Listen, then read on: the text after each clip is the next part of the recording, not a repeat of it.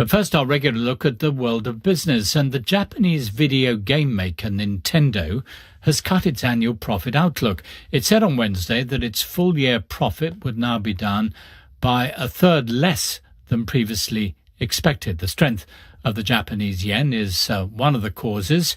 But as Guy Cocker, global editor-in-chief of Stuff magazine, told me, there are other reasons for the company's lowered profits outlook. Nintendo's in a difficult position at the moment. Its consoles, its traditional consoles, the Nintendo Wii and Wii U, they've gone on a path where they've had one success followed by one massive failure, and they've done this for successive generations.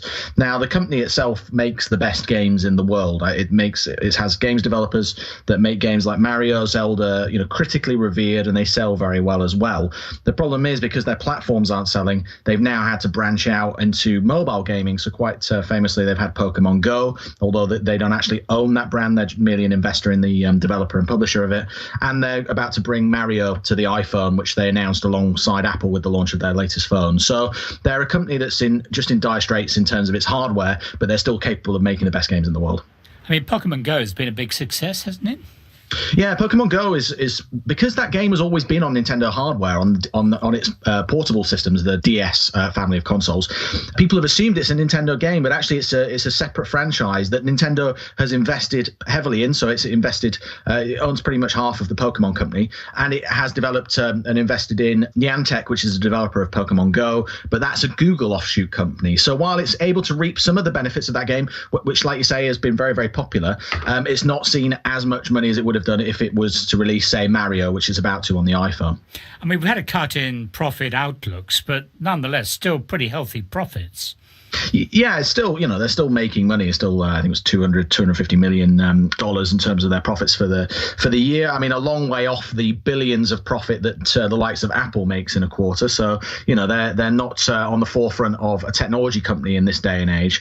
But really, Nintendo, they're a very interesting company. They're alone in the video games industry because they are a company that's not afraid to innovate. The Wii, when it came out, was an absolute phenomenon. It was the first games console, anecdotally, that my parents wanted to buy. Then it had a game called Wii Sports that just captured the imagination of everyone. You could understand swinging a remote control and playing tennis with that. That's an easy concept for people to understand.